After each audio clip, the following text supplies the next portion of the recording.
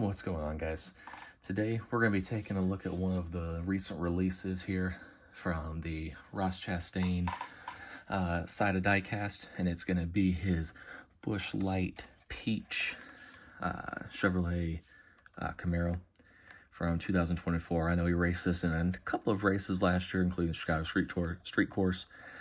This paint scheme, unfortunately, wasn't too lucky for him, but we're going to be taking a look at it as it is a recent release. Just kind of take a look and go over what we saw last season with a lot of these diecasts finally coming out here over the winter break. So let's go ahead and dive into it.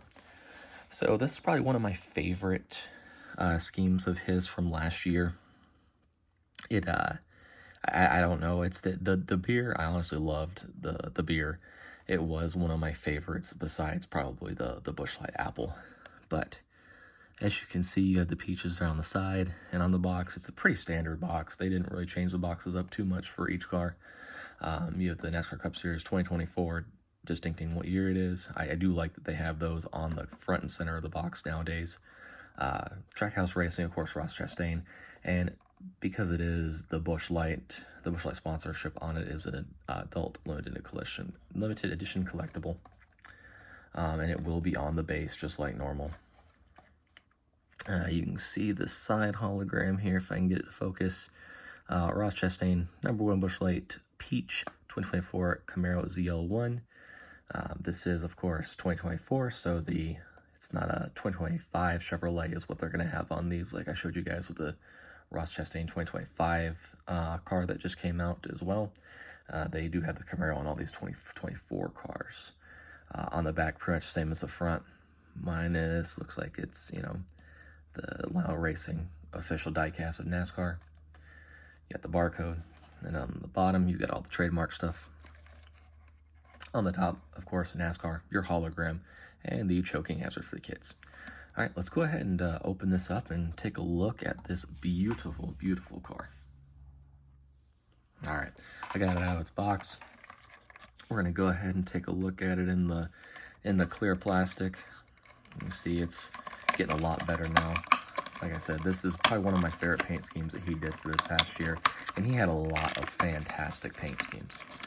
It's just a shame he couldn't win in one of these Busch Light cars, because that would have been fantastic. I love these cars so much.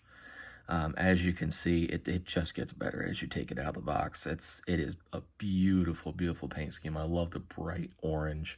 It's very, very, very distinguishable. So as you can see on the side, you've got the sleek sliced peaches there with the trees in the background. Busch Light did a fantastic job with all their paint schemes here last year. And then you've got the Moose Kubota jockey there as the little sub-sponsors. As you move around to the front of the car, of course, you got the nice Chevrolet emblem, the ZL1, the #1.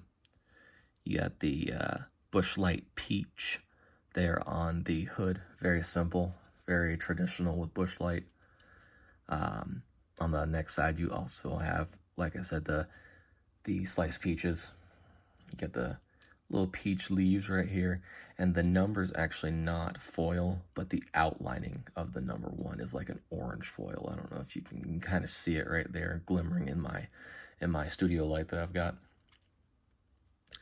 But it's very, very nice. It's not like the whole number is foil like a lot of the cars are nowadays. Moving around to the back, still says Camaro right here on the back, as you can see. Busch Light Peach, Quaker State.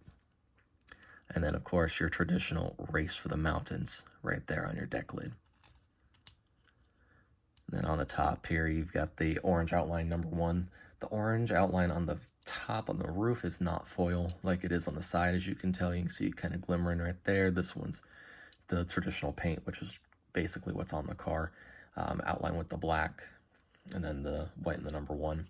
But one of the better cars, in my opinion, that was seen on track this year.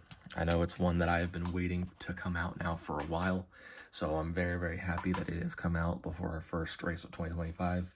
And as we kind of move on into this new season with all these new diecast cars coming out, I'm going to try to bring as many of those to you as possible. So thank you for watching this review, and if you enjoyed it, please remember to like, comment, and subscribe.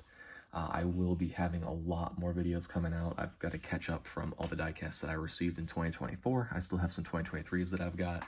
that I haven't looked at on camera, so those will be coming very, very soon.